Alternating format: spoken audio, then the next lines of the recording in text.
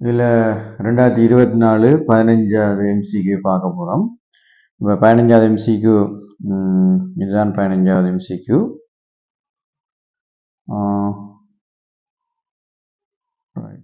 இதுதான் 15வது எம்சிக்கு. ஒரு சுழல் மேசையின் மேற்பரப்பில் வைக்கப்பட்டுள்ள ஒரு சிறிய நாணயத்திற்கு மேற்பரப்புக்கும் இடையே உள்ள நிலையியல் உராய்வு குணகம் 0.36 ஆகும். சுழல் மேசையினுடைய சுழற்சி கதி 30 RPM நிமிடத்துக்கு சுழற்சிகள் ஆகும். சுழல் மேசையினுடைய மையத்தில் இருந்து நாணயம் வழுகி செல்லாத உயர்ந்தபட்ச தூரம் யாது? பை தந்திருக்காங்க 3 கொஞ்சம் கணிச்சு பார்ப்போம். ரைட். இப்போ இதில் என்ன நடந்திருக்குன்னு சொல்லிச்சுன்னா, இது முதலே பல ஆண்டுகளாக வந்த கேள்விகளில் ஒரு கேள்வி தான். முதல்ல எங்களுக்கு கணிக்க தெரிய வேண்டிய மிக முக்கியமான விஷயம், இந்த சுழல் மேடையினுடைய சுழற்சி தெரிஞ்சிருக்கணும். அதாவது ஒமேகாவை கணிக்கணும். இந்த ஒமேகாவை கணிச்சோம்னா இந்த கேள்வி செய்கிறது இலகுவாக இருக்கும். இப்போ இதில் நாணயம் ஒன்று இருந்துன்னு சொல்லிச்சோன்னா, இந்த நாணயம் ஒரு ஆர் தூரத்தில் இருக்க போகுது. இப்போ நாணயத்துக்கும் ஒமேகா, அடுத்தது ஒமேகா என்ற அடிப்படையில் இது சுழலக்கூடியதாக இருக்கும். ஆனால் இதில் ஒரு மியூ, அதாவது இதனுடைய உராய்வு குணகம் தந்திருக்காங்க. உராய்வு குணகம் 0.36 தந்திருக்காங்க. ஆகவே இது விழாம சுழலணும்னா இதனுடைய மைய நீக்கல் விசையும் மைய நாட்டல் விசையும் சமனாக வரும்.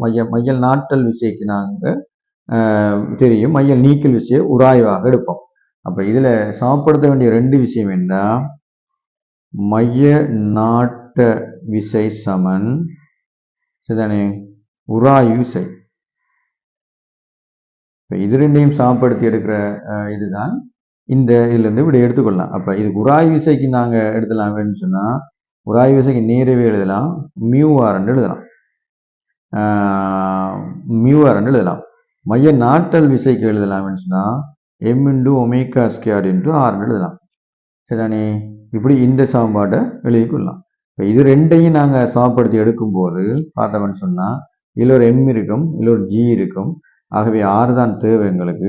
ஆகவே இதிலிருந்து ஆர் எடுத்தோம்னு சொன்னால், இந்த ஆர் தூரம் எவ்வளோன்றதுக்கு இங்கே இதில் MG mu G over omega squared.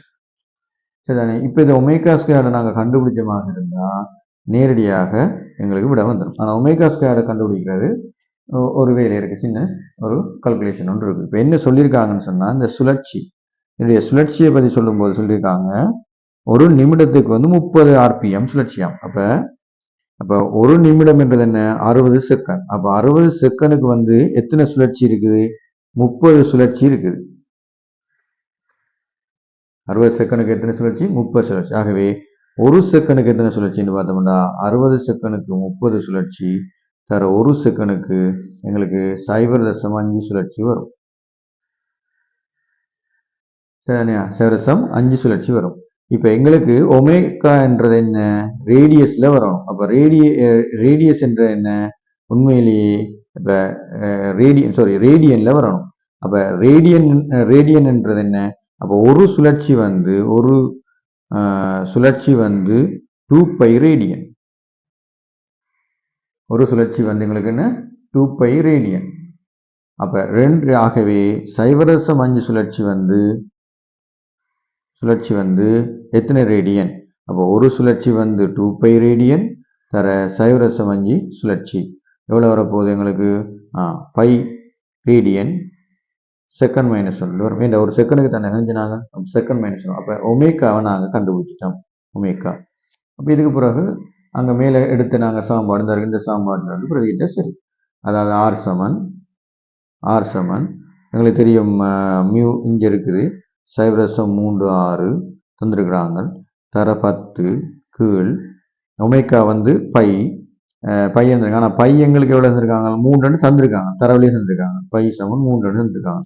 அப்போ இந்த பைக்கு பதிலாக நான் என்ன பண்ணலாம், பை ஸ்கொயர் அதன்படி 3.6 கீழ் 9 வரணும். 9 வந்தோம்னு சொன்னால் இதை எங்களுக்கு பிரித்து வர விட சரிதானே 0.4 மீட்டர் வரும். இப்போ அதில் மீட்டரில் அணி வர மாதிரி விட அப்போ இந்த விடையில் நாங்கள் இல்லை, ஆகவே இதை 100ஆல் பெருக்கணும்னா மீட்டரில் இல்லை 40 சென்டிமீட்டர்னு வரும். 40 சென்டிமீட்டர் வந்து விடை வந்து எங்களுக்கு விடை வந்து எங்களுக்கு 4வது விடையாக இருக்குது. விடை வந்து 4வது விடையாக இருக்குது.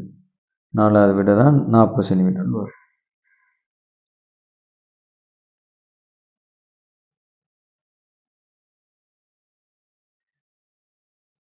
விடை வந்து 4வது விடையாக